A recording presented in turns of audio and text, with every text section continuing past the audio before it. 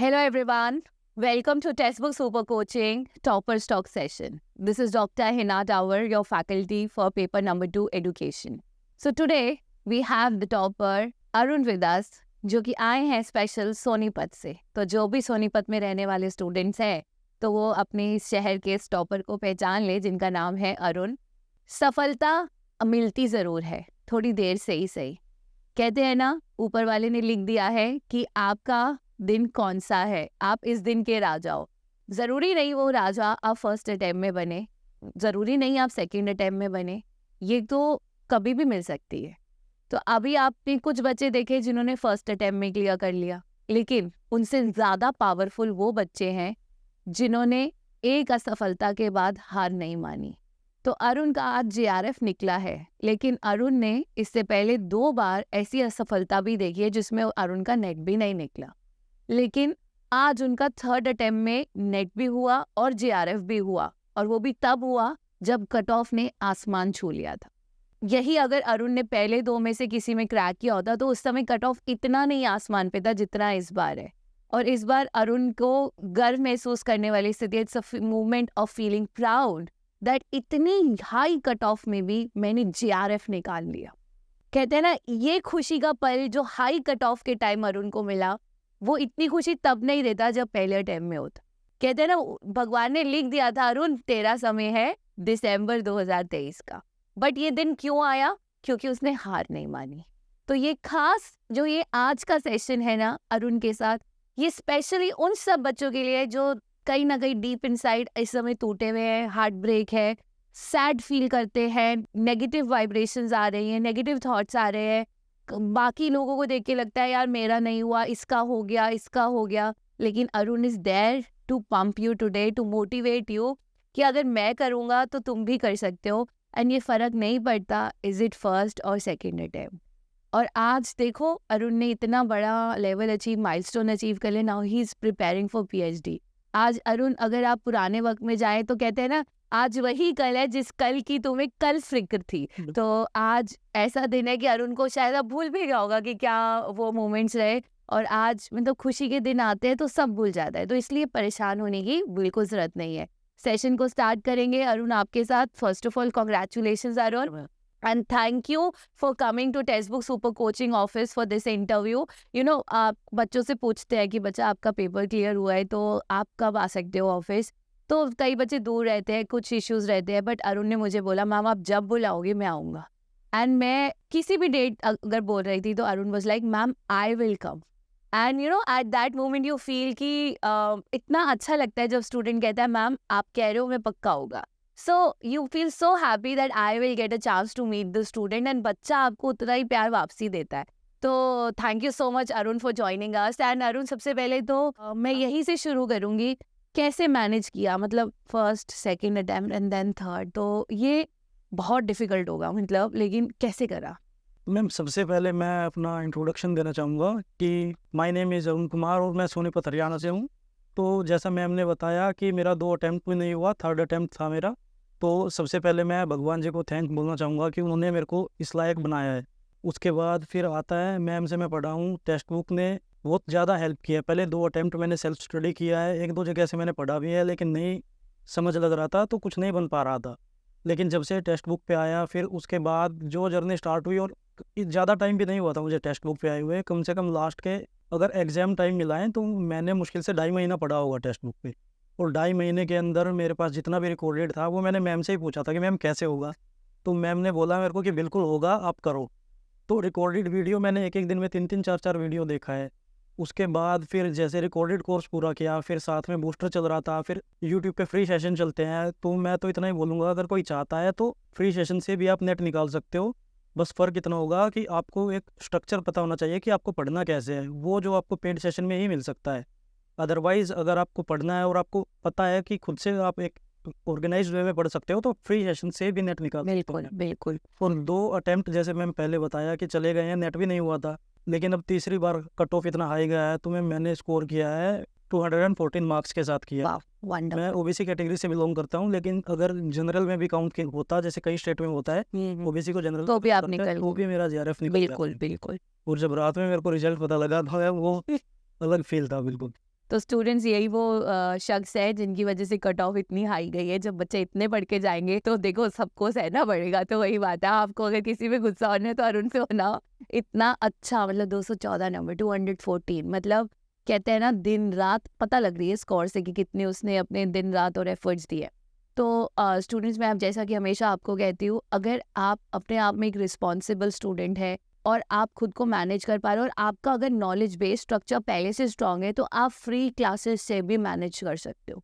लेकिन अगर आपको कहीं भी ऐसा लगता है कि मेरा बैचलर्स वीक है, मास्टर्स वीक है, या मेरे को इतनी अच्छी अप्रोच कॉलेज या यूनिवर्सिटी में नहीं मिल रही है, then it is the right time you should enroll yourself for the paid course.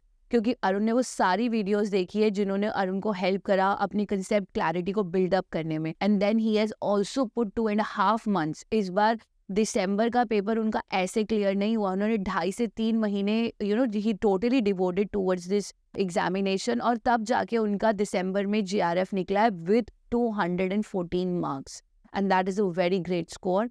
तो अरुण, आपने बैलेंस कैसे करा पेपर 1 और पेपर 2 को? मैम पेपर 1 की बात करें तो जैसा टेक्स्ट बुक में फैकल्टी है, पेपर 1 की बात करें तो तुलिका मैम की बात करते हैं सबसे पहले।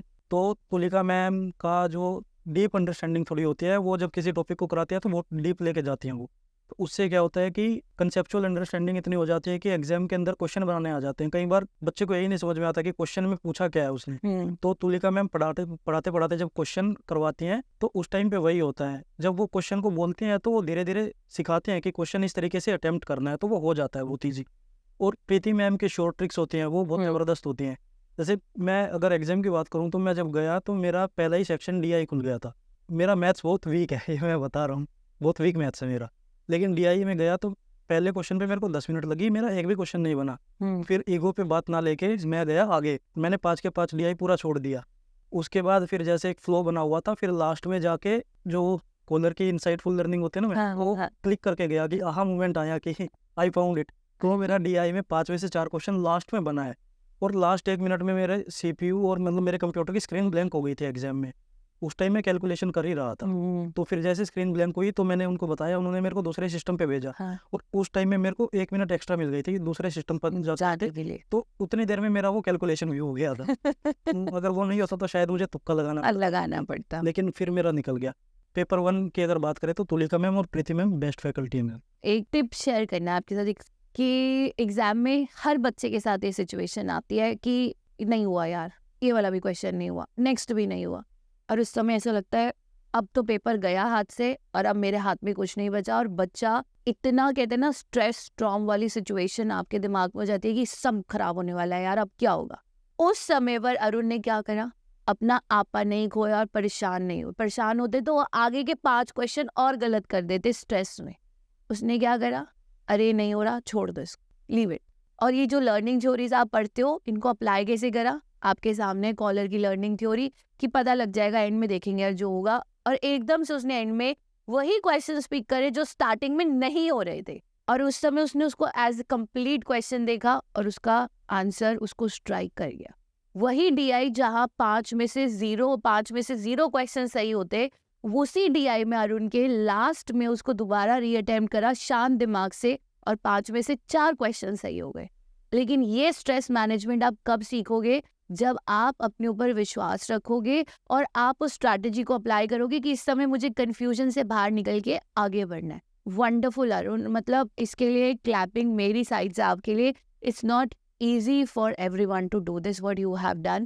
and अरुण, पेपर 1 को जैसे कि गेम चेंजर बोला जाता है, तो ऐसे कौन से यूनिट्स आप कहोगे पेपर 1 में जिसको बच्चा मिस आउट ना करे, या फिर अगर मुश्किल लग रहा है तो कौन से ऐसे यूनिट है जिनको कर ले जिससे उसका स्कोर बैलेंस हो जाए? मैथ्स का जैसे मैंने बताया कि मेरा मैथ्स अच्छा नहीं है, तो मैथ्स और DI को मैंने साइड में रखा हुआ था, बस उनसे मैं प्रैक्टिस तो कर रहा था, और लास्ट के 15-20 दिन तो मैंने वो भी नहीं छुआ था, मैथ्स बिल्कुल नहीं छुआ था। तो लेकिन मैं बोलूँगा कि एक तो कम्युनिकेशन बहुत ज़रूरी करना है, और हायर एजुकेशन, क्योंकि मैम एजुकेशन में हायर एजुकेशन हो गया, टीचिंग एप्टीट्यूड हो गया, वो दोनों पेपर में इक्वल मिल जाता है। रिसर्च एप्टीट्यूड हो गया, तो 3-4 यूनिट तो ऐसे हैं जो दोनों पेपर में सेम मैच हो जाते हैं। तो अगर एक जगह भी करते हैं वो दूसरी जगह उसकी हो जाती है। तो अगर आपका ऐसा लगता है आपका DI वीक है या मैथ्स वाला पार्ट आपको मुश्किल लग रहा है, तो जैसा कि अरुण ने आपको एक सीक्रेट टिप शेयर कर दिया है कि टीचिंग, रिसर्च और हायर एजुकेशन तो कहीं ना कहीं आप कवर कर ही रहे हो पेपर नंबर 2 में, तो बेटर है उन तीनों को कम्युनिकेशन को, आईसीटी को स्ट्रॉन्ग कर लो, तो 5 यूनिट आ गए, 5 यूनिट आ गए यानी कि 25 नंबर, तो आप 25 क्वेश्चन तो आपके कहीं नहीं गए, 25 क्वेश्चन आपके सेफ है, यानी आप 50 मार्क्स स्कोर कर रहे हो, आप वैसे ही सेफ जोन में आ जाते हो। और पेपर नंबर 2 में ऐसे यूनिट्स जो आपको काफ़ी लगता है कि यहाँ बच्चा पूरे नंबर निकाल लेगा। पेपर 2 में मैम, अगर पेपर 2 की बात करें तो मैं आपसे बड़ा है, तो सबसे बड़ा थैंक यू तो आपको बोलता हूँ मैं कि पेपर 2 में मेरे 74 क्वेश्चन ठीक हुए हैं मैम। लास्ट मतलब 2-2.5 महीना जैसे मैंने आपको बताया कि उसी में ही पढ़ा है। लगभग 150 मार्क्स हो गए आपके उसमें आराम से। आसपास होगा। उसमें काफ़ी अच्छा स्कोर तो मैम करना चाहें तो हायर एजुकेशन की बात करते हैं। फिर उसके बाद मैम जिससे सबसे ज़्यादा डरते हैं लोग, यूनिट नंबर 9, उससे सब लोग डरते हैं। तो लेकिन मुझे लगता है मैम उसमें अगर आप इजीली पढ़ोगे और थोड़ा कंसंट्रेशन लगाओगे तो उसमें से आपका एक भी क्वेश्चन गलत नहीं हो सकता। मेरे को सबसे ज़्यादा मजा उसी में, क्योंकि उसमें डायरेक्ट क्वेश्चन ज़्यादा बनते हैं। यूनिट नंबर 9 से आप लोग डरते हो, बट वहां से डायरेक्ट बनते हैं। इनफैक्ट कंफ्यूजन कई बार वो चाहे तो यूनिट 5 में कर देते हैं, जहाँ पे लोगों को इजी लगता है। तो वही बात है, स्ट्रेट फॉरवर्ड क्वेश्चंस है, बट ये यूनिट नंबर 9 एक न्यू सब्जेक्ट है, इसलिए सबको लगता है ये हमको नहीं आता। बिल्कुल, क्योंकि पढ़ा नहीं होता है, कभी ग्रेजुएशन में नहीं पढ़ा, बिल्कुल उसके बाद BEd MAd में नहीं पढ़ा नहीं आता ये सब। तो स्ट्रैटेजी क्या रही अरुण, आप किस तरह से टाइम मैनेज करते थे? क्योंकि घर के भी काम होते हैं, फैमिली भी देखनी पड़ती है, हर चीज़ होती है, तो इस बीच में आप क्या, आपका टाइम टेबल था? कितने घंटे आप पेपर 1 देते थे, कितनी देर आप पेपर 2 को देते थे, कब आपने कॉन्सेप्ट, कब MCQs, पूरा क्या स्ट्रैटेजी रही? मैं जब स्टार्ट किया था तो मेरे को तो टेक्स्ट बुक एप्लीकेशन चलाना भी नहीं आया था, समझ में नहीं आया था, क्योंकि मैम कोर्सेज इतने ज़्यादा हैं। क्योंकि सबसे बड़ी जो बात है मैम, सब्सक्रिप्शन मैंने एक एजुकेशन के लिए लेना था, लेकिन उसके साथ इतने सारे कोर्सेज मिल गए, मेरे को एजुकेशन ढूंढना पड़ा फिर कहाँ है। तो ये सबसे बेस्ट चीज़ है, अगर आप लोगों में कोई, जैसे एक फैमिली के अंदर 2 हैं तो और लोगों का अलग अलग है, तो एक सिंगल सब्सक्रिप्शन पे आपका काम हो जाता है, क्योंकि कोर्सेज एक सब्सक्रिप्शन लो, सारे कोर्सेज हमें मिल जाते हैं, एक्सेस कर सकते हैं हम सब। तो पेपर 2 में मैम स्टार्ट किया तो जैसा पहले बताया था कि रिकॉर्डेड कोर्स था मेरे पास पहले से।